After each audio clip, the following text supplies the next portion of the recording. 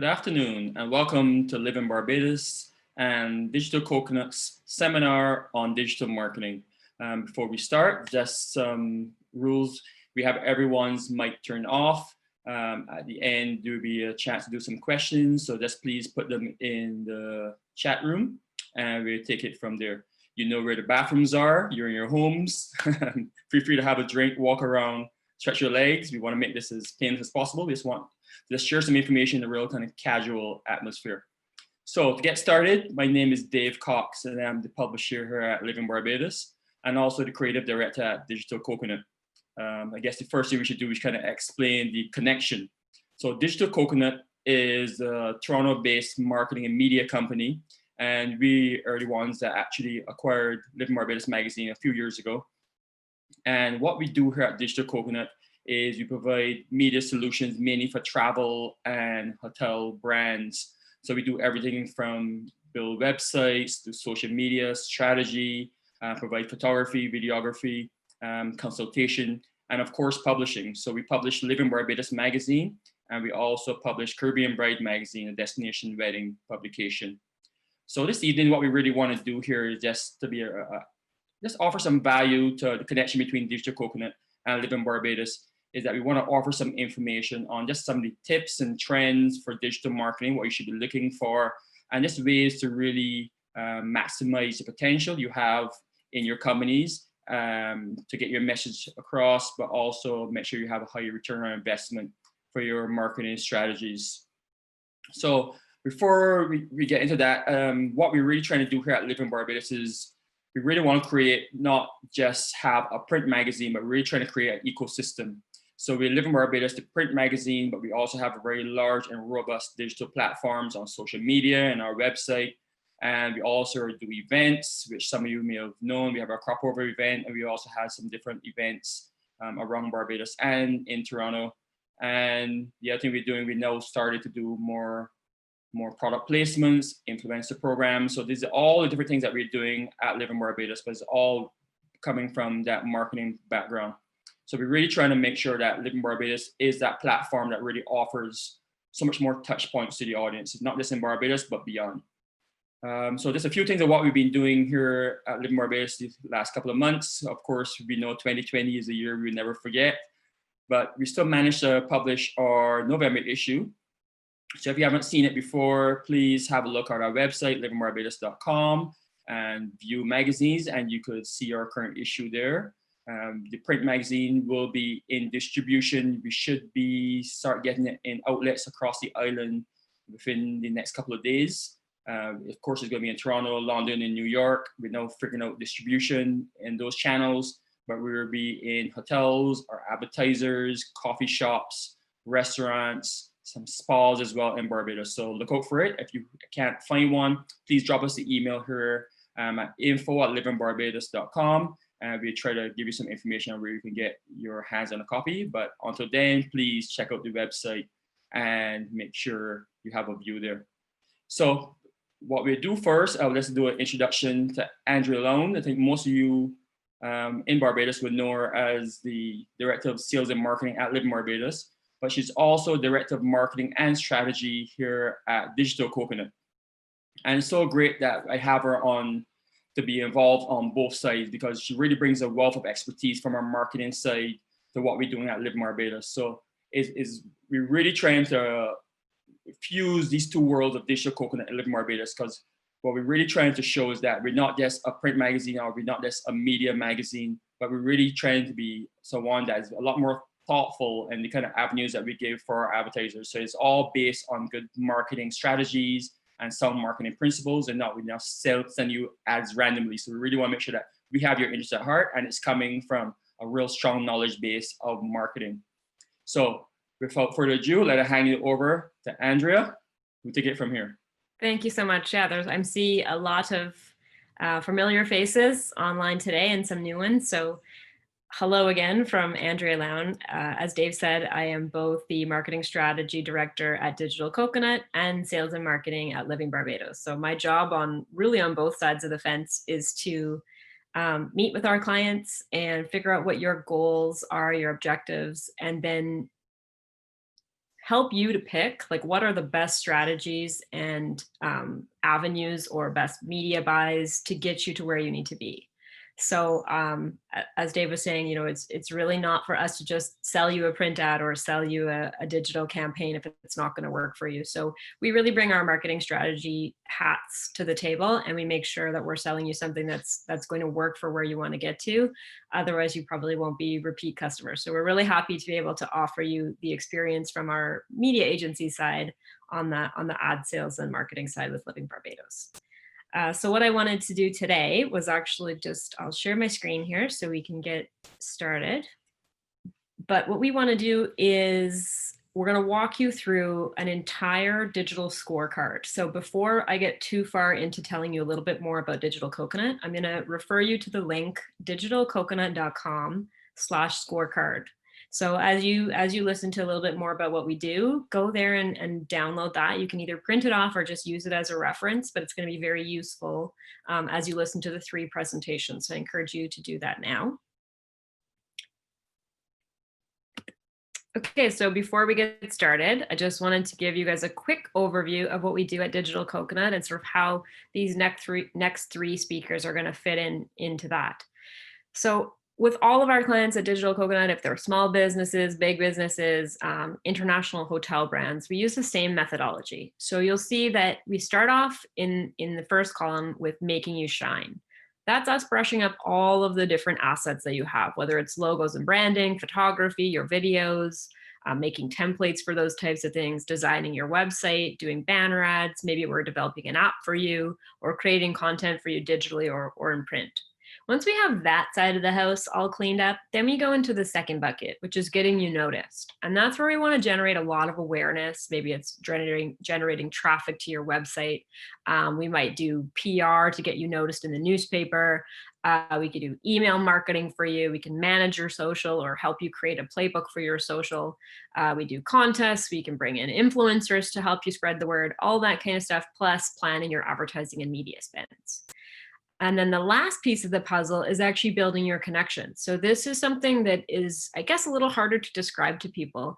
But what we do when everything else is ready to go is we start to expand on things like your distribution channels or partnerships. Maybe you need connections in certain industries that we can help you to bring forward. We do loyalty programs. We can negotiate contracts with you. So all the type of support you need to essentially ramp up your sales once we've figured out the rest of your business. That goes in that third bucket. So today's webinar and our speakers today are really going to be focusing on just this make you shine bucket. So we'll get to the other pieces in future webinars, but really today we're just focusing on our website and how we can optimize our website, our social media, and also the different assets that we're using in print and in digital, and how our brand presents across all 3 of those things. Are you going to stop recording? And what I want to do today is actually, we're going to focus really on this first bucket of making you shine. So you're going to hear from 3 presenters, and they're all going to focus on different pieces of the puzzle. So make sure you have that scorecard. And then the second thing is you're probably going to have a lot of questions after this. So I would like to offer you, from our team at Digital Coconut, a free 20-minute consultation. So once you've gone through these presentations, you've checked off on your scorecard kind of where you're doing well or where you're not. It's going to be basically a personal audit of your own brand. So no one's checking your homework here. It's up to you. But you'll sort of have an idea of the places where you're doing a great job already and other places where you might need some support or you want to brush up.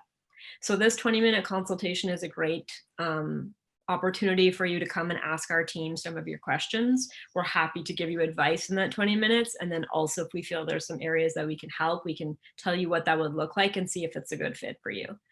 And the last thing is that we always get lots of questions about whether the slides will be available and how do I reach the speakers. And as always, we get tons of questions about Living Barbados, both digital and print marketing and advertising options. So you can reach me at andrea@livingbarbados.com. And at any time, I'm happy to answer those questions for you. To book the consultation, go to digitalcoconut.com/contact, and you'll see a place to sign up for that consultation and book your time with us. So without further ado, I will give you a little overview of who you'll be hearing from today. The first one is Jeffrey Potvin. He's going to talk to us about best practices for websites that convert visitors into sales, which is really important that we just don't have a website that's sort of sitting around not working for us. Leslie Ferguson is going to talk to us about building trust through all of our design assets and how do we build beauty and consistency across all of our touch points. Online, offline, in person, all that kind of stuff. And last but not least, Santa Sam is going to talk to us about social media and really how to create content that generates likes, shares, and sales for your business. So we'll get straight into introducing Jeffrey Potvin.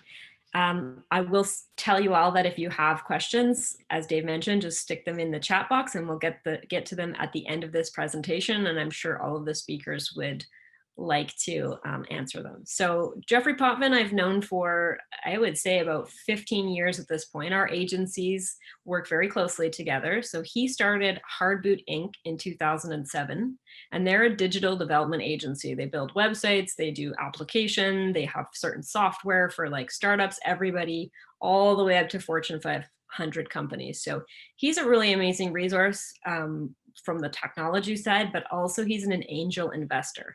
And so he's been investing in over 55 companies, small companies, startups, people that are really like on the uptake of a growth curve. And what I really appreciate about Jeffrey is that he takes the time to understand the business and he really thinks outside of the box. So you'll get a lot of value out of Jeffrey's perspective. And he generally doesn't look at anything the same way that most strategists do. So you're going to get a lot of like unique ideas from him. He also has another company called Open People Network, and they have an amazing service for entrepreneurs and small businesses around the world, really. It's based in Toronto, but they have I guess, a virtual networking event at the moment. It's usually live in person, where businesses can go and pitch their business to investors, to seasoned entrepreneurs, to marketing experts, and get a lot of feedback for where to improve, where they might need more detail. Maybe they need to change their revenue model a little bit. So I would encourage you, if that would be useful for your business, to go to opn.ninja. So it's www.opn.ninja. And you can sign up for that. I think the next one is in February 2021, although there's one tomorrow that you could go and sort of watch everybody else pitch. So if you'd like to be on stage, you're looking at February. And also Jeffrey is a lifelong entrepreneur himself, so I'm happy to be able to hand it off to him as one of us who's built businesses from scratch and knows what it's like to sort of be in the trenches and figure these things out as he goes along. So thank you very much, Jeffrey, for being here and taking the time. I really appreciate all of your perspective and what you're going to teach us today. First one is that we're going to talk to is your mobile first design. So the biggest piece to all of this is that any product or website that you develop, you really want to make sure that it is responsive. And responsive means that the way you design and develop it is that it doesn't matter which platform you're working on, which device, if you're using an iPhone, an Android, or you're using a tablet, or you're on a browser through a website, that responsive allows for everything inside of the product that you're working from to shrink and grow based on the product that you're visually watching it from. So this is key important for anything that you're going to do, is making sure that it's mobile ready. It's kind of that coined phrase and term, but it makes a difference because people are searching on all platforms to get access and to move into your platform, your e-commerce platform. Some of the key pieces to this is that you want to have great information that resides at the top. Reason being is that when somebody clicks on it, and we'll talk to this near the end of the presentation, you have high bounce rates. So if people are searching for something that is relevant to your business and they click on it through Google or one of the search engines, if that information doesn't come up first, they tend to bounce, which creates a high bounce rate. So the information has to be accurate for what they're searching for. So if your keywords are driving out certain pages, make sure that you have those pages loaded and that information resides in your site. And then the scrolling should be automatically to the information that you're looking for, so that you're not having long scrolls as the pictures describe. When it comes to pop-ups, pop-ups are effective and bring value, and those are going to come up when they're trying to do some extra function, like sign in or move through a different portion of your site, but don't have pop-ups coming everywhere. And plus, a lot of browsers have now, and web mobile phones have been set up to block a lot of pop-ups. So if you're going to do that, just make sure that it's clean, it's easy, and it's small form factor. And when it does pop up, it's solving that initial concern that you need, which is either create a user ID or you're making a phone call, whatever that might be, but it's quick and easy. Navigation, very important once again.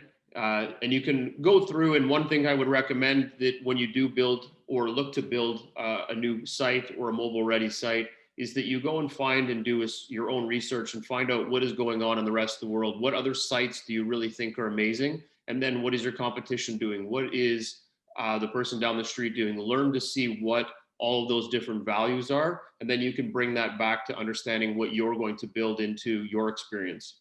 And then having a great navigation allows for people to solve problems quicker. So navigation just means that that important link at the very top is either going to be, I'm looking for a store, I'm looking for an address, or I'm looking to find my shopping cart. Those are really easy to find, and they happen to be the most important pieces of conversion when you're going through your, when a person's going through your mobile application.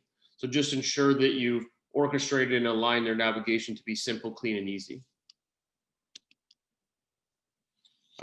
Because WhatsApp is a very popular destination for starting a conversation through chat or through a conversation, ensure that this is somewhere on the site. This can also be designated as a chat feature that you've built into the website so that you can have, this would probably be a lot further along the stream, but you're having AI that's automatically having a discussion through chat.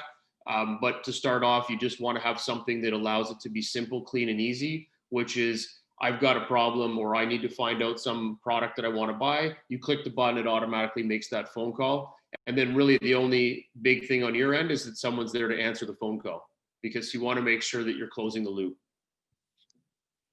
A lot of time these days is that people on sites will try to make it harder for you to find the phone number because they want you to interact with the site. They want you to interact with automation. They want you to interact with email or other formats. You decide what's most important to your business. And if it is important that you want to be able to act right away because you want to close the loop and close that sale, then put the phone number in and make it one click.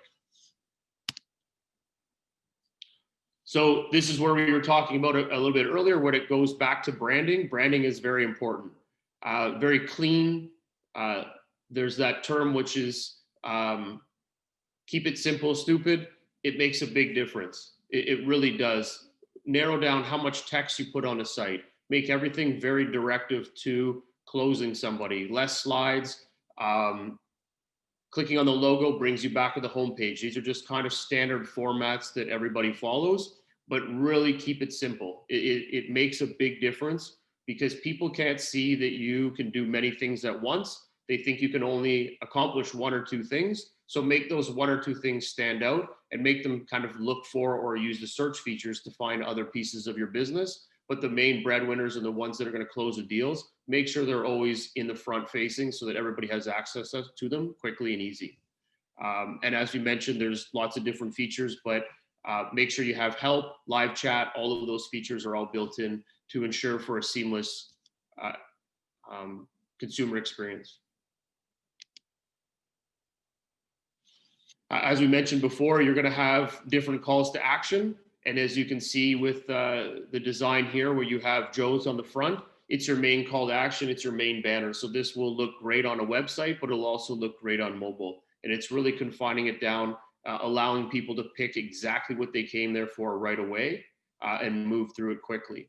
On the footer, those are always going to be staple pieces of your business. Everything that someone can scroll down to with contact us, chats, surveys, anything that's going to benefit the business and exploring through your site easily without any issues, you'll find that all at the base of your site.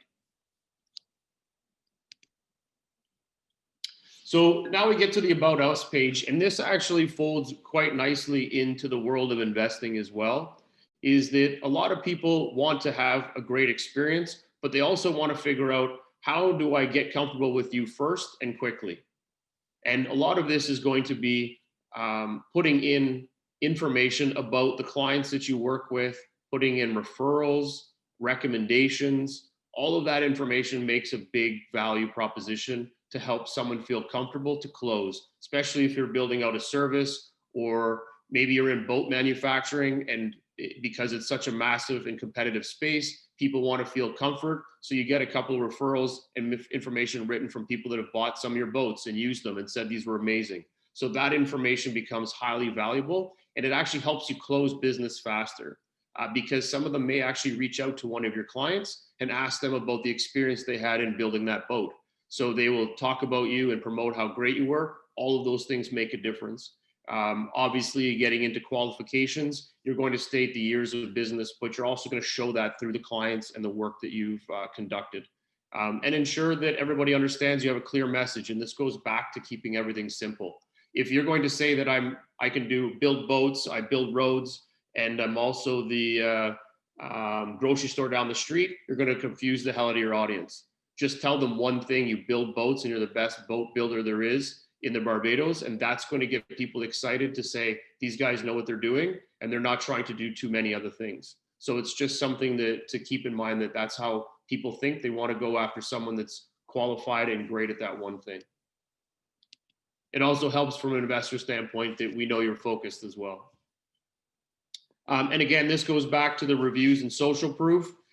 Even when we're doing reviews of startups, as an investor, we'll look to see what that startup has actually accomplished. So we'll check their social feeds, we'll check anything that's on them.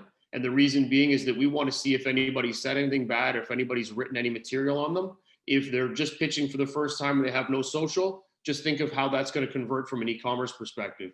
I'm going to think you're brand new. I'm not thinking there's any trust, and I'm going to be worried that you're not going to actually get me your product, or you're going to do something that's not right. So everything you can do to de-risk your business is going to help you convert faster and quicker.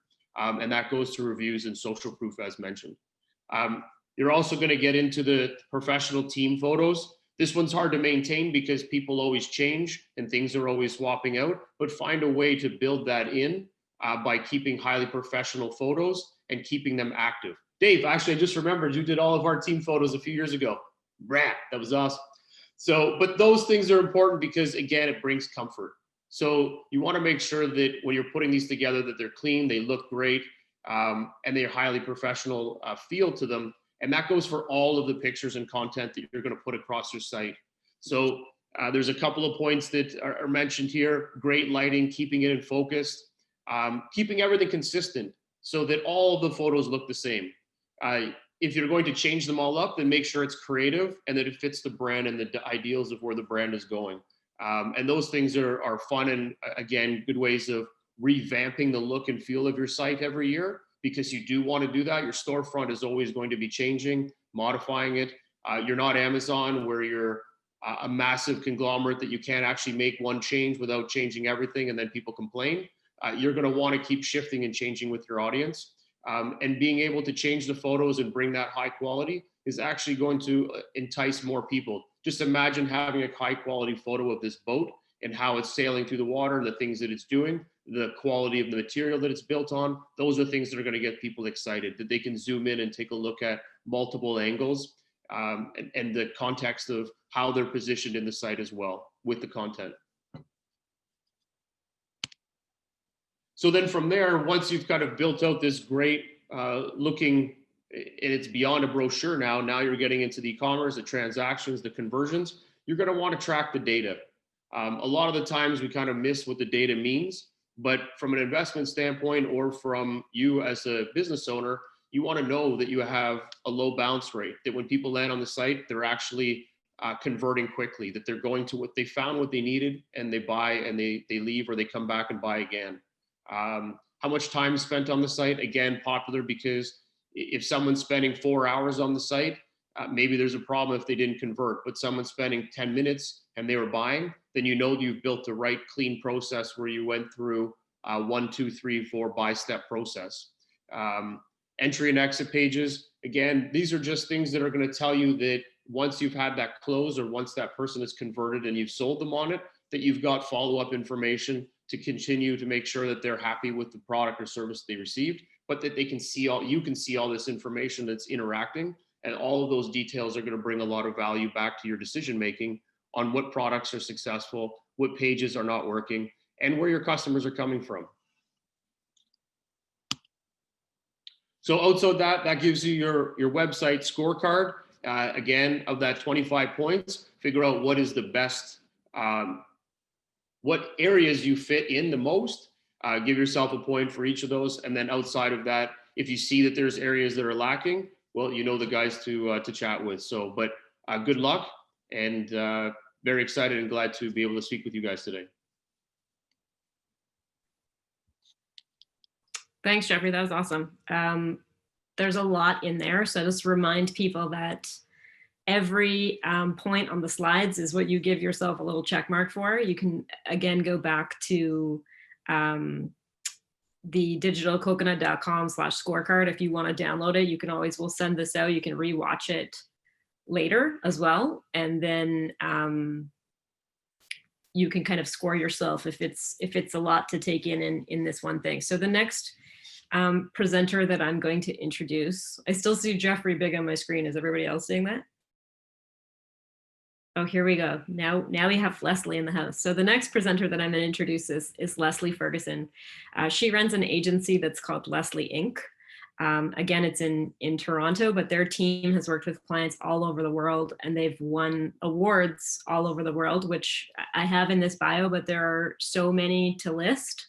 I could go through them all, but suffice to say, they're all very fancy in the design world. So the reason I really wanted Leslie to speak to you guys today was actually because we work with her often, and what I really appreciate about Leslie is her ability to break things down into the components that make a big difference. So when you see her designs finish, they're completely polished and everything is easy. It's easy to read. It just feels smooth and clean and fresh. And so it's not easy to get to that point. So what I asked Leslie to do was, to look at a lot of the marketing materials that are in Barbados today and just pick out some of the most common things that she thought we could improve on, kind of as a marketing collective of all of our brands and stuff in Barbados, and just teach us to what to look for and all the nitty-gritty details that have to go into making something clean and slick and beautiful as she does. So I'm really excited that she was able to come today. It was she was my top pick for this area of content, so I'm so pleased. And I will hand it over to Leslie to walk us through this aspect of the scorecard. Wow, thank you, Andrea. I was excited when I got your email too. So thank you for that glowing intro. And kind of like what Jeffrey even said, there's a ton of synergies between all three of us talking today, and all of our disciplines interconnect. So today I'm going to be talking, I'm going to start with the idea of beauty and kind of break that down, and then move into the scorecard in the same way that Jeffrey did, but through a different lens. So hold on, I'm like, there we go. So we know, okay, the last year, as Dave mentioned, nutty town, like awful year or crazy year. And we know that trust is everything when building a brand, whether it's in hospitality, whether you're a small business owner, whatever it is, trust is king. And I want to break down like what that has to do with beauty, right? A lot of people think of beauty and it comes across as something superficial. I have a very different take on that, on the definition of beauty. So I found this definition, it was like an 1800s like philosopher, and it called beauty pleasing to the mind. And immediately I was like, yes, that's exactly what beauty is. And we can all, as humans, kind of think about things that we find personally, subjectively beautiful. And it boils down to the fact that it's pleasing to us and it pleases our mind. And there's a lot of depth to the word without the superficiality that's often paired with the word beauty. Moving on. So, and one thing I heard one time at a conference, which really resonated me as a designer, is this concept of beauty bias. And as it relates to branding, there's this idea that if something's beautiful on the outside, as humans, we assume that whatever's on the inside follows suit. Opposite to that, if something's awful on the outside, we can assume also that whatever's inside is questionable. So we make these snap judgments because, to be honest, we don't have time to really fully evaluate everything we see and come across on a daily basis, especially as things are marketed to us and we're bombarded with information. So that means that we're lending trust with our eyes, and we very much distrust things that are coming across as disorderly. And I also like to think that when things are, presented to us without a lot of care and human effort put into it, not only can our eyes see that and discern that, we also feel it. So we feel when extra care has been put into something, and that leads us to trust that that brand, they've put care into what they've created. There's a good chance they're going to put care into whatever service or product they're providing to me. And I may be more likely to, spend my hard-earned money with them. So, my therefore is that beauty builds trust. Branding and trust go hand in hand. I firmly believe I'm in the business of trust. Being, in branding, it's all about trust. So now getting to the scorecard in terms of, so how do we build beauty? That's a nice lofty term, Leslie, great. How do we do that across every touch point, and how do we break that down? So I got to thank Andrea and Dave for this concept of the scorecard, because it was pretty fun to take what we do and the education that we have at Leslie Inc. and break it down into these bite-sized pieces. And what we boiled down to is that everyone needs this extremely solid brand toolbox. It goes by many different names. All of us have heard it before: brand style guide, brand guidelines, so many different names. All of it's ideally just your arsenal of pieces for your brand.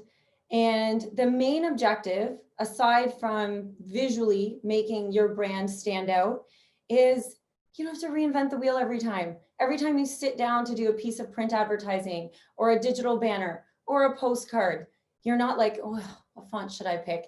So I'm gonna jump into all those bits and pieces.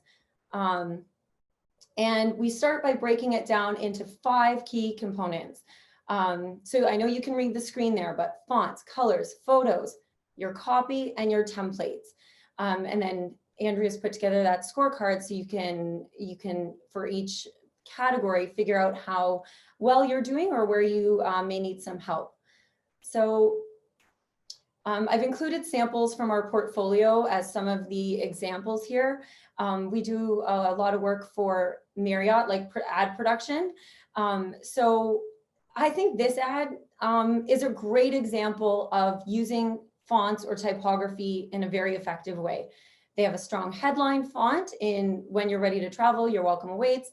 Your subhead, "Commitments made here." It's part of a bigger Made Here campaign that they have. And then this one doesn't have it, but you'll see in some of the other work, having an accent font is quite helpful, because with the amount of visual communication pieces we're all kind of needing to create these days across print and web, we need variety. Otherwise things get stale, even to ourselves. Our very legible body copy, and all important, that call to action and making sure that they're clear. So this should all be laid out in your brand toolbox and a brand style guide. I should have put here that you get bonus points if that style guide is digital and it's a link you can just send out to your team. That's a bonus. There's a website called brandpad.io that we use to create digital brand guidelines, and it's fantastic. We love it. So moving on, colors. We know that our logo has some colors in it. That's fine. But how we're going to supplement the color palette that's already found within our logo and provide new colors. And I'm finding, as we do more and more branding over the years, that the color palettes actually are getting much more elaborate. Again, going back to how many pieces are required to promote a business, even a small business. So primary, secondary, some companies need tertiary color palettes. So here you can just see an example. Also, I think whenever a branding exercise is being done, I think it's important to also come up with some brand patterns that are applicable. It usually is, because it just gives that more variety. Again, when you go to print a postcard, or, you know, you need some background graphics for some, you know, social media posts. You want your team to not only have colors, textures. Oh, I did write a bonus. Look at me, I'm ahead of myself. And bonus if all of these color values are in a style guide. So anyone working on your brand, say someone like myself, or Dave or Andrea, or like all of us here, just put those codes in. That's just a technical thing, your CMYK, RGB, and hex codes. And excuse me, if you don't know what any of those are, then don't worry about it. But if you do, they're helpful. Okay, well, clearly this is a digital coconut expertise in the land of photography. Any photography that's coming from their way, I'm always blown away. This is just a very, very simple photography roundup for a client of ours. And again, Dave could break this down in much more detail, but in terms of photography, you don't want to be thinking, oh, I want to take a photo, what should it look like? Those parameters should already be set when you're developing your brand. So you want to pick environment. Are they primarily outdoor, indoor, work, live spaces? What do they look like? Are they more stuffy? Are they more home office? You know, mood, lighting is everything. You know, framing of the shots, bird's eye view. You can just kind of talk about the options for your brand and what best tells the story. Of course, we all probably understand that, like, if you're going to have people in it, we know what those demographics are, and we want to talk about what kind of vibe they're giving off. And then treatments. So often photographers can provide you with, you know, quick filters to apply to your photography, so that when you're taking it with your iPhone, sometimes if you have to, even for social, if it's not a professional shoot, you have some quick filters to use to keep everything consistent. 1 point for each, all of these, if you're not. All right, so the next one, I think we're on number 3 or 4, I've lost count, is your copywriting. Now, I feel like everyone who knows English thinks they're a copywriter, right? I can firstly say I'm not good at copywriting. Like, I don't have patience for it. I can look at fonts for 4 hours to pick the right one, and that will be a joyful experience for me. But copy, I'm just like, oh, I need the professional help here. So, you know, we all have our close network of exceptional copywriters to lean on for things, to bring the words alive. So there's a site that we recently launched called Lumalux. The URL is lumaluxcandles.com. And I don't know, it's just so beautiful working with a copywriter, and just every single touch point, from product naming to, like, I'm a geek when it comes to, like, what does your button say? I'm 100% with Jeffrey in terms of your nav has to be as clean as humanly possible, because we want to do all. I have a little philosophy here. I'm going to stop myself mid-sentence. I think the kindest thing you can do for another human is make a decision for them. I think with all our lives and how busy they are, right? Whenever someone makes a decision, whether it be what you're eating for dinner, you're just like, oh, thank you. A website's no different. We want to make all the decisions for our users before they get there. And of course, they're going to choose their own path, but we're going to make it as clear as possible so that they're not confused ever, and that they feel very comfortable and in control, and that they can just enjoy the experience. I think, you know, the vibe or the feeling that people get as they go on a site is everything. And the flow of the information and how that copy comes across really plays hand in hand with that. So have a really tight brand story. So you have your, like, tagline, you know, your little one-liner on social, you have a short description that might appear, you know, in a postcard, and then you have your long description that may appear on, like, your about page as an example. Talk about the type of tone that you want to set so that you can communicate with your team who we are. Are we positive? Are we upbeat? Are we morose. I don't know who would want to be, but just, you know, have those conversations ahead of time. And this is the main thing, like the core messaging. When we work with brands that have done this exercise, and say like that Made Here campaign that I was talking about for Marriott, they had a list for us to choose from of like 50 different headlines. And then when it came to creating print ads for them, it was amazing because we were able to pick the messaging that made sense and we knew it was all on brand. So they had those sample headlines, subheads, body, and even better when it's, you know, segmented to, you know, is this a B2B marketing piece? Is this a B2C marketing piece? Of course, we're going to speak to these audiences very differently. And then last but not least, templates. Templates, like we love creating them.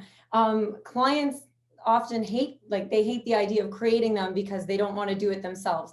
And so they'll reach out to like someone like ourselves and to create templates, which then their internal team can just run with. So they don't have to slow down when time is of the essence. So brand templates, you can make them as you need them, or you can think of the main pieces that are going to be going out. Of course, you're going to have print ad, those common banner ad sizes. Social's getting easier where you can just do a square format. You don't have to be reformatting it for every single platform, although you may want to change your messaging. And then all print materials. And I like to think, like, I know some of you today may be within the hospitality industry, and I think it's everything, what's appearing in the room, what's the signage, what does the front desk sign look like every single place that a person can set their eyes needs to have that consistency in the brand, whether it be fonts, colors, and templates can really get you there so you're not having to start over every time.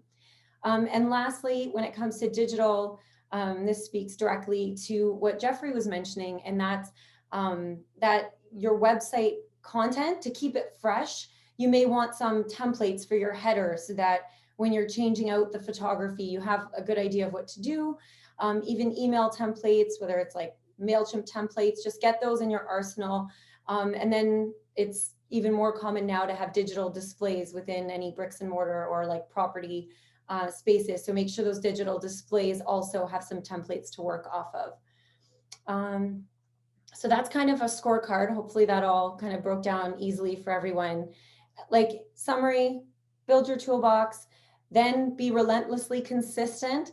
I like to say right when you're bored of your brand and you think it's stale, that's the time when people actually start recognizing you. So like sit in it for like at least 3 more years. And then the part that a branding or marketing person will never touch, which is delivering that unforgettable experience. In hospitality or as a small business, it's how you answer the phone. It's how you troubleshoot with your customers or clients. That part we'll never touch, but we can start the loop and then finish it. And as long as it seems consistent across the board and there's no part of it that feels uncomfortable or confusing, then we've delivered something really beautiful to potential clients and customers. Thanks. Thank you, Leslie. That was awesome.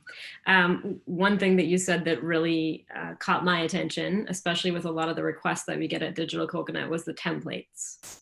So it's so common that everybody wants templates, whether it's for an ad, a print ad, a digital ad, their social posts, because these things, as much as we can plan them out into the future, stuff comes up. You know, we've had an extra page in the magazine and reached out and said, there's 1 page left. The print ad is the deadline is this. So can you get it done? Like there's a lot of brands that have had to say, I'm sorry, but we can't finish it in time. Or there's something cool on social that, for example, the hotels we work with, all of a sudden there's a batch of baby turtles hatching. Okay, so we're here, you know, like this wasn't part of our content plan, but it's happening and we want to post it. So how do we take this awesome, you know, take a video, take a photo, but make it look like everything else that's happening? So one of the things that I know you guys do a lot and we get asked for a lot too is these playbooks or templates. Yes. So I don't know how to do all of this, but if you could kind of teach me and then give me the tools to do some of it on my own. So anything we can plan for, we'll shoot over to you guys. It gets done in big batches. It's very cost effective, but there's just going to be stuff we need to do in-house, as you're saying, on the fly. I think It's that's more cost effective to be doing stuff in-house. Like, and I'm an entrepreneur, so like, I get that. Like, you know, you got to make your money stretch and your budget stretch. So being able to empower people to do it on their own is a beautiful thing. yeah. Agreed. So yeah, and then the crazy thing is that a trained designer can do like sometimes a template in like an hour, whereas you would be like hitting yourself against the wall for like 4 hours and it may still look like shit. So like, not you, but you know what I mean. Oh yeah, never me, Leslie, never me. Not you, but I think you all know what I mean, right? And we can do it more efficiently, which ends up being cost effective. Yeah, 100%. I think it's important to ask for help that fits your business. So you may not want to ask somebody to do everything for you. You may prefer coaching, or you may prefer created templates and then shown how to use them. But I just want to make sure everybody on the call knows, like, when you engage somebody like Leslie, it's not okay, you do ads for Marriott, like, can't afford you, and you know, you obviously have to do everything. So I think we just have to be a little creative and educate ourselves on, you know, what are the options for getting support in the areas that we maybe didn't score quite so highly on. So awesome, Leslie. Thank you so much. I really appreciate it. All right, last but not least, Santa. Maybe she can share her. You may have to unshare there, Leslie. Sorry. Okay, so yeah, thanks, Leslie.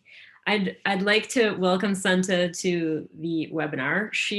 I appreciate her attendance today, especially because she's been very under the weather. So I've promised her that we would all be patient in case she can't find words or takes her a moment to get out of her burrito blanket, as she describes it. So we're very, very appreciative for Santa to be here today. I've known Santa as a marketing expert probably for over 10 years now. And the reason why I'm so excited to have her is I feel like we often hear from, you know, people like Digital Coconut who might be agencies and we could do your social for you. Well, Santa has done this herself several times. She's grown businesses from the ground up using almost entirely digital and social with sometimes zero budget investment. So I wanted you guys to hear from somebody who's done it, like not somebody who works for other people spending their money and, you know, doing these things, but somebody who's poured everything into building businesses on social, whether it's like her audience or actually garnering sales. So she's built a couple of jewelry brands on Instagram. And also, you know, she's worked for, if anybody's heard anyone has heard about Pellicase, it's a biodegradable phone case, which, so after you're done with it, it's not plastic and all of those things. So Santa helped launch that through an investment firm in Toronto. And now she's moved on to working with a business in Toronto called Willful Wills, which is an online wills and estate planning business. So we're excited to see where she can go with that business, helping them to grow. It's a super important thing. So I'm happy that Santa's on the case, educating everybody in Canada about meeting a will. And I'm really happy that she's here today to walk us through how we can optimize some of the way that we're planning and posting on our social in order to bring more sales. So I'll let you take it away, Santa. Awesome. Thank you. Can everyone hear me? Yes. Yes, perfect. Yes, I am going to try to speak in sensical sentences. It has been a struggle so far today, but if at any time the words get jumbled, I hope that at least the sentiment comes through. Like Andrea said, I've used social media throughout all the brands that I have helped build, including my own. But something I will say is that they've played different roles for each of those brands. And right now I'm currently sitting in a position where social might be not the most important channel for acquisition, but I think all the principles still apply, whether you are using that for sales acquisition or just community management, maintenance, or even just making sure that your competitors are not out social mediaing you. Sometimes that can kind of keep you in the game as well. And I think it's still just as important to have a presence, whether that's going to be a main conversion channel or not. So we'll go through the scorecard really quickly, and hopefully, everyone understands the scorecard by now. And I just wanted to say something about what Leslie was saying about beauty and trust. With all my brands so far, I've had the crazy luck of dating a designer. So when I couldn't make things beautiful, I was able to tap him on the shoulder and say, help. And there's, you know, a part of me that loved being scrappy, and exactly what you said, it would take me hours to get something to be beautiful, and he could do it in a minute. And it used to be frustrating, but now I really think the symbiotic relationship between that kind of more like scrappy test, continuously like checking in on your community, and then getting somebody to like fine tune that, refine that, or even teach me new skill sets has been amazing for me. And actually he joined Willful as well. So no matter, he can't get rid of me. So yeah, let's get into it then. So focused content. I think this is all about basically the same things that we've talked about from website to design, is just creating that sense of consistency. And so give yourself a point if you have picked and narrowed down your categories. We have picked 5 here. Maybe you don't have 5, but like knowing that you've picked categories that you want to basically, I call it serialize, like kind of like when you have like when you make a series and make that kind of part of your strategy. The content that you choose actually adds value. And again, this is going to always be very, very personal. And it might change at certain stages in what you're building as far as social media goes. Your value might be to exist and to just be present. And then your value down the road might be listening to your customers and answering frequently asked questions. So you don't have to stick to what you think add values at one stage all the way through. It's just about whether or not you're questioning if you are continuously adding value in a very crowded space. Tell your story. Again, I think we've gone through this a lot. There is nothing stronger and nothing I've seen work better than to be as authentic to your story as possible. And sometimes that includes using, you know, first person voice, sharing pictures that are not completely, you know, perfectly polished, behind the scenes, sharing your team, basically the humans behind your brand. Repost selectively. Again, there might be things that seem interesting and valuable, but maybe not fit quite into your brand overarching social media strategy. So just make sure you hold it against a matrix that suits your brand and what you've decided are your categories. And of course, this is organic, but if you are going to do paid social, I think the cohesion, and just like a ad should match a landing page in messaging, I think ads that match going to your profile and seeing your you know, entire grid should make sure to do that consistently, but also find a way to stand out as you are going to look for like a call to action that meets the desired conversion. The next category would be quality of content. Again, you know, these are not, you know, groundbreaking things. I will say like I've said, I've started out very scrappy, you know, when, you know, I couldn't rely on a partner to help me make things beautiful. Sometimes quality can, you know, be found in things that people have already made. Like there's a lot of resources out there now, like Unsplash or, you know, free stock images, and just making sure that you're curating those if you can't take them yourself. And then most, from like Peel Case being a phone case to jewelry to wills, like somehow integrating humans, like if you can find that loop and it doesn't feel like forced, I think that that's super important. And it's because obviously people connect with people, there's psychology behind it. People, you know, respond really well with eyes. Like I don't really know the science, I just know the studies. And so keeping humans within your product's marketing strategy, it makes a lot of sense, especially on social, since social media, more so back then, hopefully will continue to have faces. I know it's become a little bit of a crazy world now, and doesn't look the same way it did 10 years ago when I started, but I think it's going to eventually, you know, break back into people questioning, like, where are the people again on Instagram? Where are the faces? Where are my friends? Where's my grandma? Where's my, you know? So I would be relentless of thinking through of how you're going to add that human touch.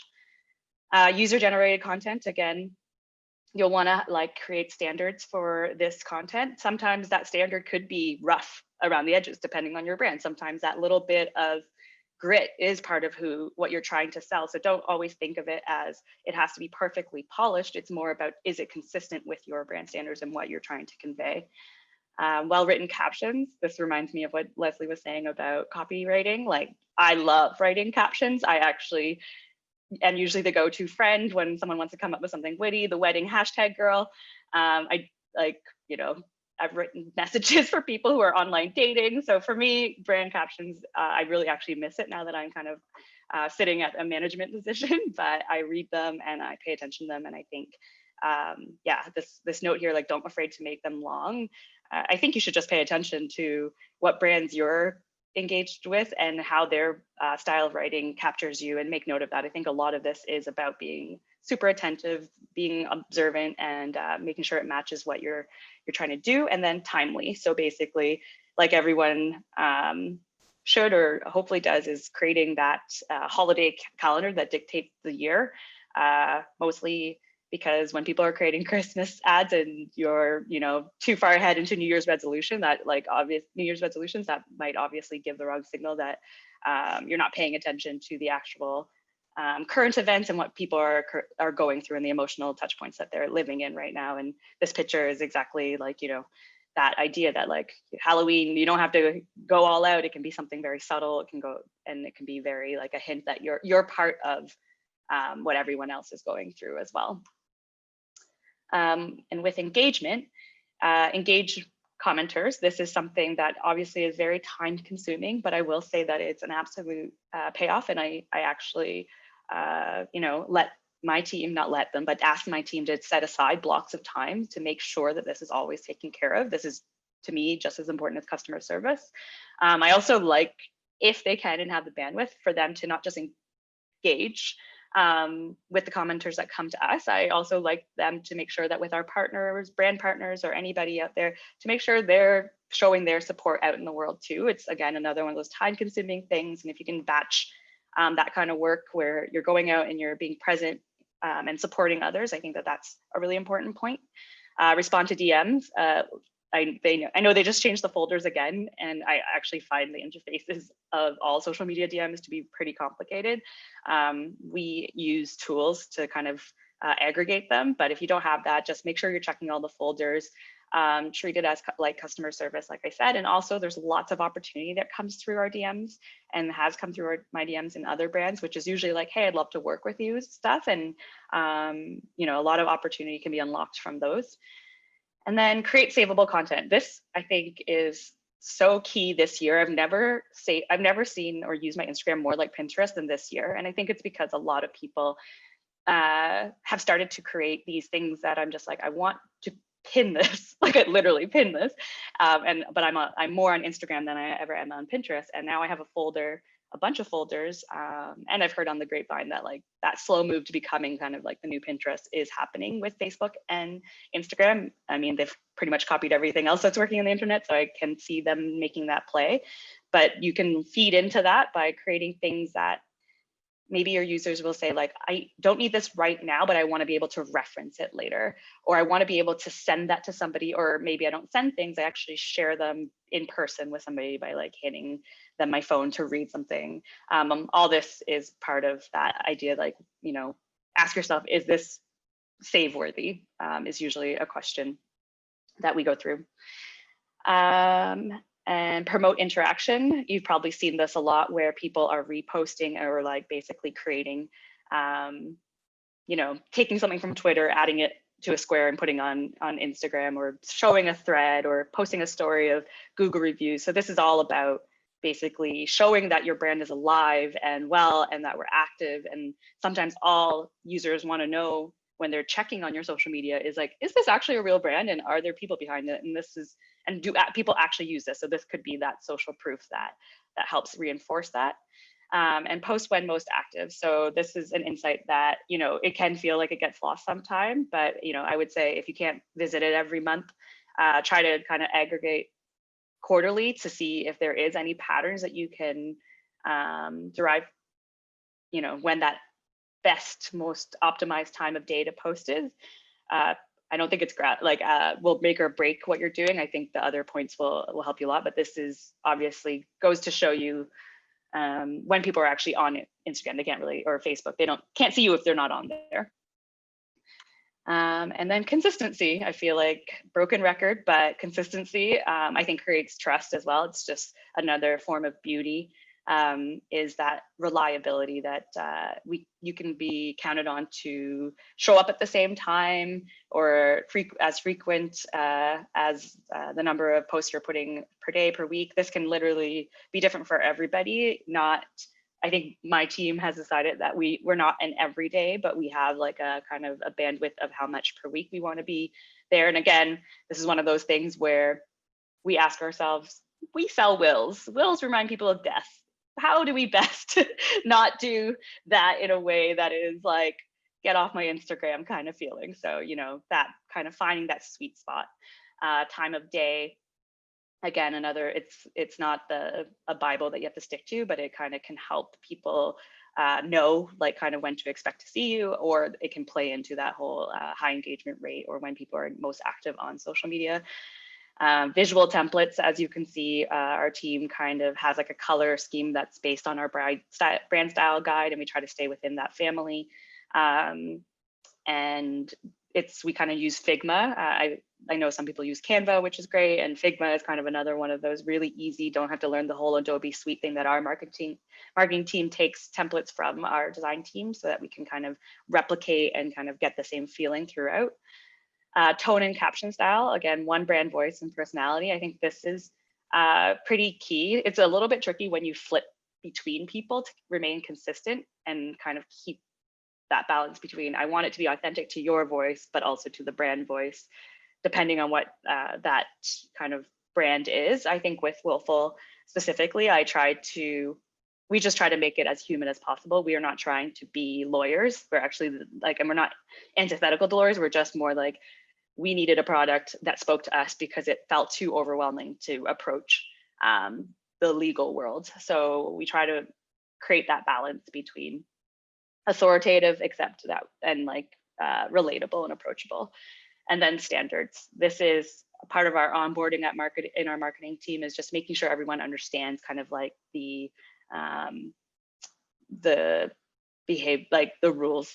I mean, yeah, standards. Basically, everyone knows that there's the rules of engagement, and to keep an eye out on if there's anything that like strays too far, pushes the envelope a little bit too far. So, and then obviously with all that hard work you put in and all that scoring, all the points that you just gave yourself, one big piece that you can't miss out is obviously tracking and insights.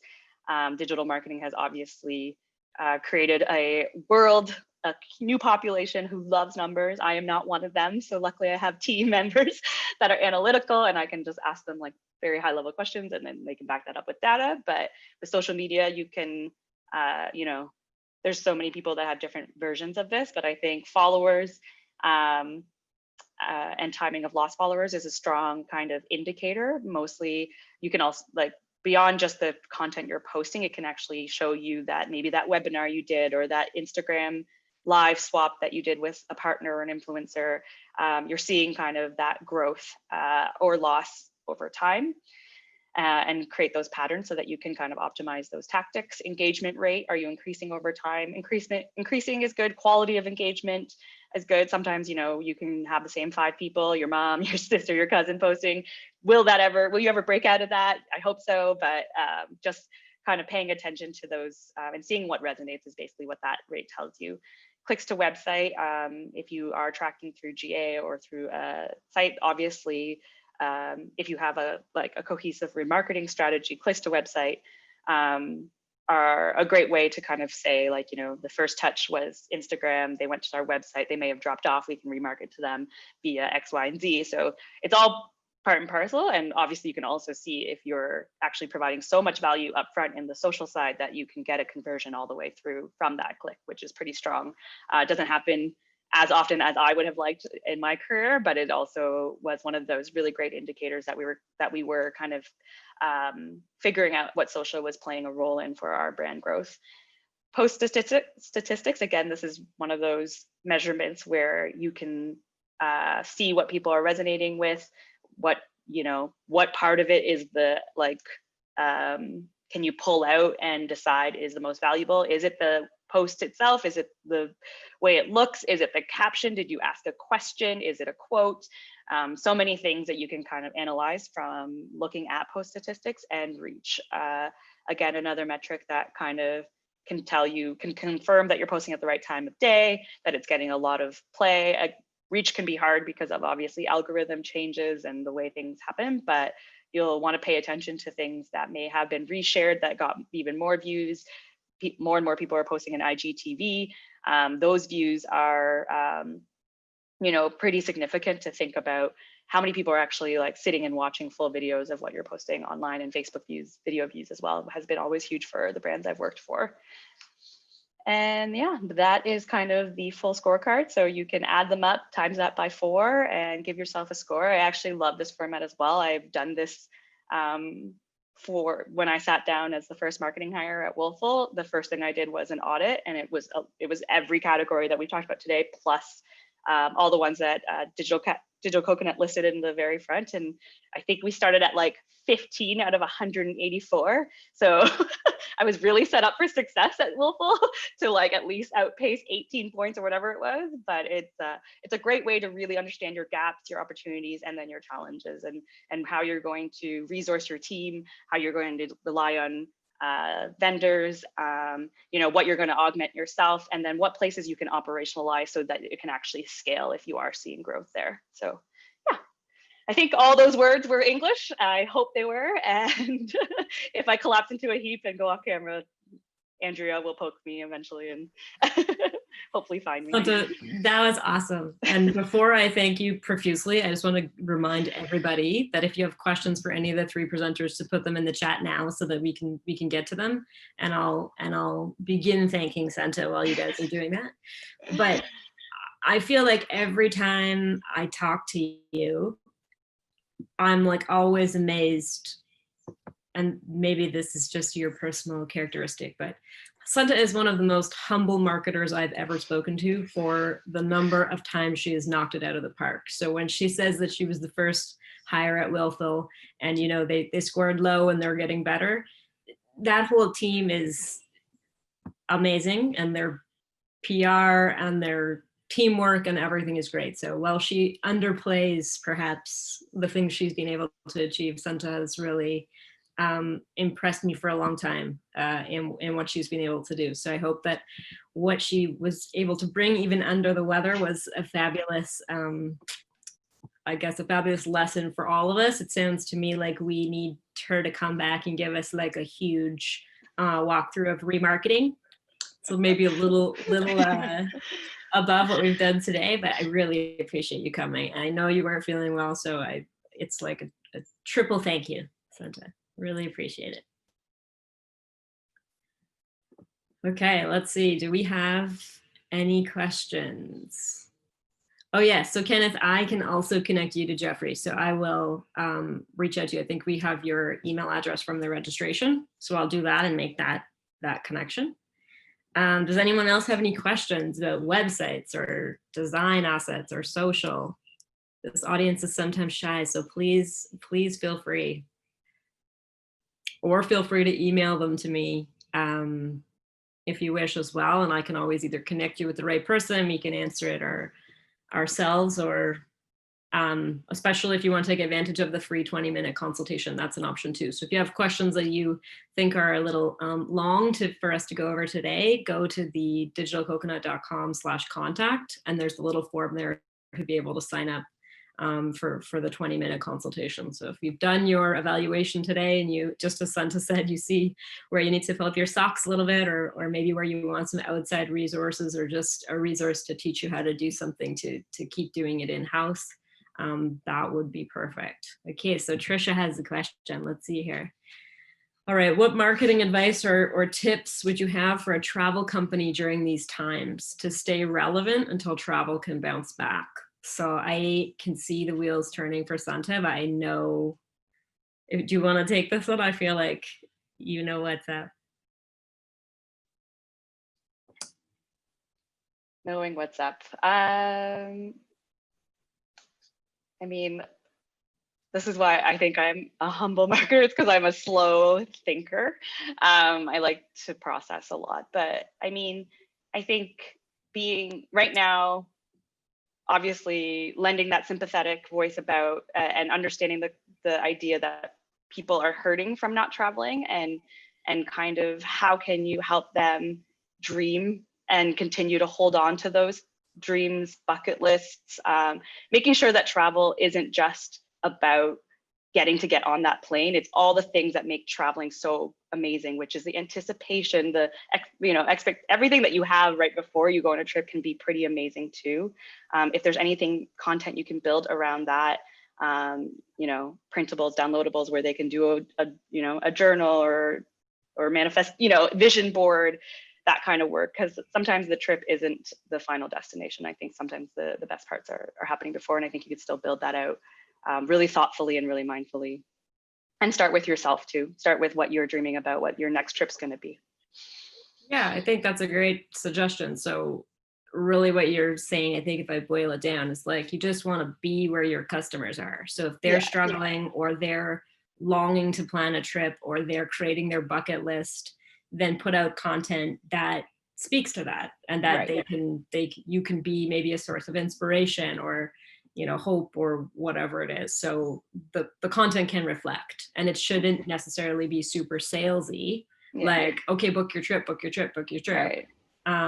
Maybe it talks about your cancellation policies. You can talk about your COVID protocols. You can speak to some of your maybe like personal or concierge services that are like, for example, in Barbados, you need to get a COVID test when you land. So, maybe if you're in a travel company, you're saying, don't worry about all these protocols. When you land, we have your transportation, we have your testing booked, like we get you to your accommodation. If you need to quarantine, we got food deliveries, whatever those things are. I think there's a lot to speak to. It's all about talking to your customers and knowing where they are. So you might even do some little interviews with a few of your recent customers and say, like, how's it going? And do you plan to travel? Where are you at in your like planning process? And just get that information. Leslie or Jeffrey, anything from your two sides on that one? Go ahead, Leslie, if you were going to say something. No, I thought I was just scratching my head. I was going to just say exactly what Lucia said, which is like what we're doing even with like Marriott a ton right now is just their initiating confidence in all the protocols that are happening. And specifically because we do a lot of meeting and events work with them. So they have recently hosted like a small intimate 30-person event for travel professionals and meeting planners. So much smaller events. Everyone had like their sanitary sanctuary, like their little spot that they would. So I know within, hospitality, especially having those conferences or group travel is so important. So talking about how you can safely be in a group, even those like bracelet things, which seem kind of silly, but they're helpful, right? Like green for like, just keep 6 feet, and red is like, stay away from me. I want to be across the room from you. Just so people don't have to have that awkward moment where they have to be like, listen, I'm actually not comfortable, but I'm here and this is scary for me. So that's what I was going to add. The only thing I would add, all those are amazing ways to keep your audience engaged and working with you. I think that this is the perfect time for you to look at other aspects, which are acquisitions, partnerships. Look for where the traffic's coming through. Your business isn't dying. Your business is stable. And now you need to figure out, when we come out of this, I need to be on top of everything. So there's going to be schools that are going to start booking trips. Can I go in partnership at a high school or a grade school? There's going to be other areas they're going to start to move. Government is going to start having to move and start going to conferences and start talking again. Can I do something with them? Can I book their travel? Can I create a partnership? So think outside the box. It's the opportunity for you to start mind mapping out where your opportunities are, create leads, and start to work the sales funnel. Because if it's going to take you 6 months to close, it's going to take COVID 6 months to open up. So you might as well open up a lot of doors, because having amazing content is going to keep your audience engaged, but you got to convert them somehow. And those may take longer because they might have to go off when they're going to make money or they're going to have money. So look for the big businesses that are going to be starting to convert faster and see if there's a B2B channel for you. without having to pivot your business. If you're dedicated to this line, then stick to those things. If you're not and your mind's going elsewhere, then look at pivoting. Find a way to pivot, because this is the perfect time to start testing that theory out. Because if not, when this turns back on, if people decide to change the way they travel, then you might actually be in a bad position when COVID changes. So you really have to start envisioning where you want to be in the next year or two. And that's going to come through, again, talking partnerships, talking about your business, learning more about the opportunities that are out there, and then figuring out what travel is going to look like in 2 years. And if it doesn't look like the way you're working, then you better shift the way that's happening, because it is going to change. Yeah, absolutely. You guys can all see why Jeffrey is a business mentor and judges people's businesses and pitches now, because he seems to see through all of the detail and sees the forest through the trees very easily. So thank you. If you guys have more questions for him, I definitely suggest to attend the event tomorrow, because I think you'll get some more of those insights and see how that works with other businesses. And then also, if you want to pitch, that would be awesome to do in February. So get on the list early for that, because it fills up pretty fast. But you can be from any country in the world, so you'll have an international office or audience, and maybe that will also help you to make some of those partnerships and connections for travel as well. So we have one question about the best way to appear higher on Google search. So it's a pretty big topic, search engine optimization. I think that we've done webinars that are strictly on that topic, and David, it seems like that would be a great next topic. But to give you a high level answer, there's going to be a lot of things that you either need to do on your pages, and sometimes you're doing things off your website. So, to give you a really short list of things that you're going to do on your website, you need to fill out what's called your metadata. So your titles, your descriptions of your pages, every picture that you publish on your website should be named with keywords in it. There's something called alt text, which is if you're imagining that someone vision impaired was looking at your website and they had someone reading out to them what was on the website, it would say, oh, this picture of dog Labrador or something like that might be in the alt text. So all of those different things that you're going to program into your website, including the content on your pages and what you're talking about, Google's going to look at. And then they have certain, in the algorithm, they have certain things that count whether other sites that are well reputed have links into you. They might look at where you link out to. There's a whole bunch of stuff on that side. So I think that's probably a webinar in itself. It's also, if you want to chat more about it, please take advantage of that free consultation. I'd be happy to kind of fill you in, and we can even do an audit of where you're starting from and what the recommended next steps would be. So if anyone else has that question, that's something we can assist with for sure.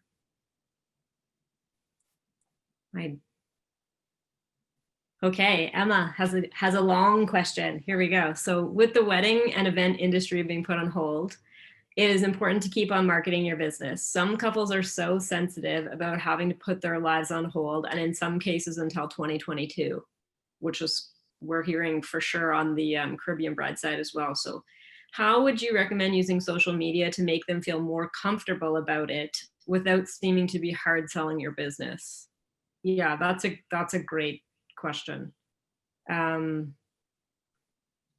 feel like I'm going to hand it over to the three speakers, but everybody is so different there, Emma. One of the things I think we've heard in all of the webinars we've done with Caribbean Bride as well is that there are some brides who are very easygoing about it and they're okay to switch and to change up their concept. And there are other brides who just really want to have exactly the wedding they had originally planned and they're willing to wait forever. So I think it's going to depend personality wise, but if you're trying to look for sort of a median kind of like tone, voice, and content to take, perhaps Santa and Leslie have some good suggestions of where to net out in the middle.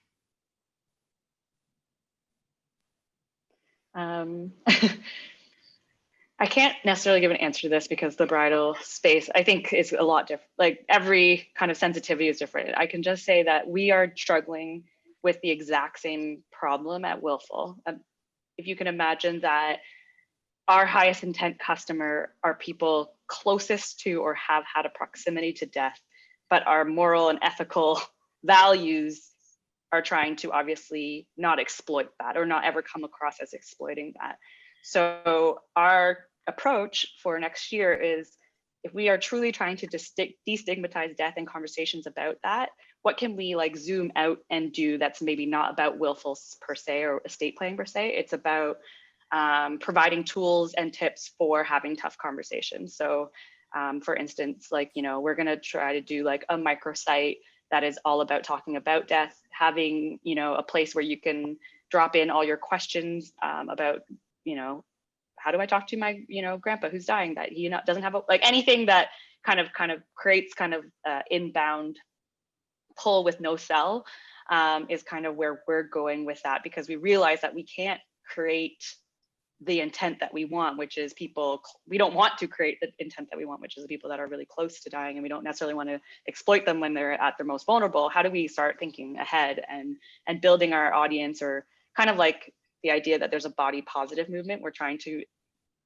make a death positive movement and be part of that and be the ambassadors of that. So then the brand affiliation is strong between the two things, without it being about, yeah, you should make your will, you know, you never know what's going to happen. We can't do that. So maybe, I don't know if there's a parallel there for weddings and bridals, but like, is there something like one zoom out you can do that helps these brides feel more comfort without feeling that they're being sold to? I don't know what that answer is today. I'd have to really think about it and noodle on it, but something to kind of, as a approach goes, maybe it's the zoom out approach.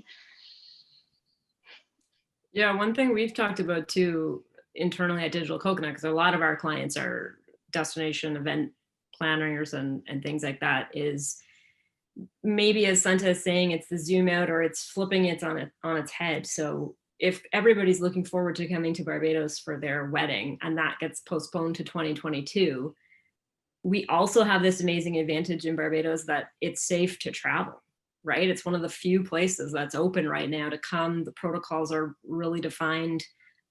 Maybe you plan something, Emma, that's more like do your honeymoon now and your wedding later. And so you capitalize on some of that excitement and help them to not miss out on what should have now been their wedding.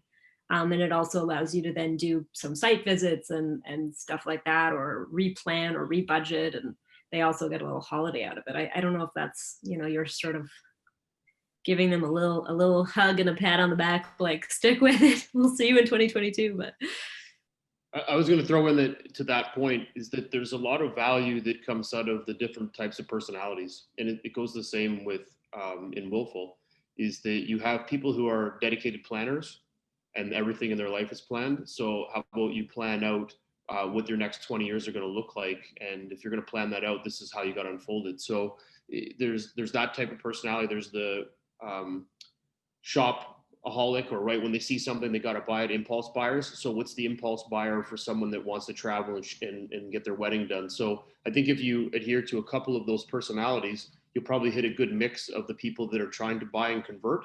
So the planner is going to be looking at 2022 or 2023 and then coming up with a great deal that would say, hey, you should pre-book. You only need to pay X amount down today. But what we'll do is we'll plan out this whole thing, and you give them the itinerary, make them feel comfortable, lock it in with referrals and all the great stuff that makes people feel comfortable. And then you've got the ultimate impulse buyer. You know, just buy this today and you're going to get X tomorrow, and we'll make sure and we'll bump the date as much as we have to keep you happy. So I think you have to work with the personalities, because everybody's going to be a little bit mixed on how they want to adjust. And that might be a way of helping you convert in the long term. And in the short term, if you're trying to convert them without making it being a sale, which I think that just goes into your testing, right? How you're testing ads and testing information that's going to get somebody through your funnel, and getting through the funnel, it's all going to be dependent on how I react to the content you provide. okay, that's awesome. Yeah, Emma, Emma says great. Thank you. Those were amazing nuggets of wisdom. So thank you to all three of you. I think that's probably all the time we had today. I think we've gone over by 15 minutes. So I apologize for having too much awesome content and too many questions. But hopefully next time we can keep it. Dave, do you have any final kind of words from Living Barbados? Sure. First, I just want to thank the speakers. It is -1 here today in Toronto. I'm sure all of us would love to be in Barbados right now. So hopefully soon. Jeffrey, thanks a lot to the competition on websites, because we're so focused on what we do with the marketing, but it's the important part of where we send people and how that website really converts. So thanks a lot for really clearing up some of that information for us. And Leslie, for sure, with design, it's so important that people understand how the branding, everything helps to sell that message and build trust. And as you saw, we have Emma here. She's a destination wedding planner, and there's no industry where trust is more important than someone selling a wedding from 1,000 miles away. So it's so important how your design builds into trust and how that converts. And of course, then Santa, that's kind of bringing us all home with the importance of social media. And I'm really glad that she mentioned it's not just about posting, but the important part of just being engaged with your customers as well. I think sometimes we forget that part. Everyone's so say we want to post 10 times a week, but no one's really thinking, okay, but you also need to make sure you respond to posts and go on other people's accounts as well and say stuff. And that's all part of your brand voice. I'm really glad that we brought that home. And so there was some clear overarching themes. That's the important parts of branding and being consistent. And I'm really happy that everyone really talked about the importance of good images. Just as a photographer, I am always biased, but the importance of having good images and how they sell and how to position your brand and how they can convert. So thank all three of you. I'm always excited, me and Andrew, especially when we get to work with you on different projects. So thank you so much. And I hope to get you all in Barbados soon. Andrea, thanks a lot for doing most of the heavy lifting on this. One of the great things for us here at Digital Coconut, because as you can see, we were marketers and a marketing company first before we were Living Barbados. So that really translates in what we do at Living Barbados. So we're not just selling you ads, we're really trying to look at ways of getting access to our audience so that you can get benefits. So at Living Barbados and at Caribbean Bride, as Andrea said, that our other magazine, we're always really focused on creating all these touch points and creating really good avenues for your brand to get access to what we do and our two companies to make sure there's much return on investment for what you do, because we understand the importance of limited budgets and return on investment is what you need. So thank you, Andrew, again for that. And finally, thanks everyone for kind of stopping by today. I know you're an hour ahead in Barbados. I know some people were saying they had to pick up their kids and everything. Just looking through some names, we have some friends here as well from Tobago, some from St. Kitts. So it's quite a multicultural group. We even have Houston in the house. So we're from everywhere. So thank everyone for coming this evening. Thanks for being part of this event. Hopefully it'll be one of many. We'll try to schedule a few more of these. And the recording is going to be available on our website. And again, you have Andrea's information and mine as well is Dave at livingbarbados.com if you need to reach me. And please make sure you have a look at the website and check out the new magazine. Just go livingbarbados.com and view our magazines and have a look at issue number 6. We're really excited about it and we hope you enjoy it as well. So again, thank you all so much for coming and please stay safe and we'll see you all soon.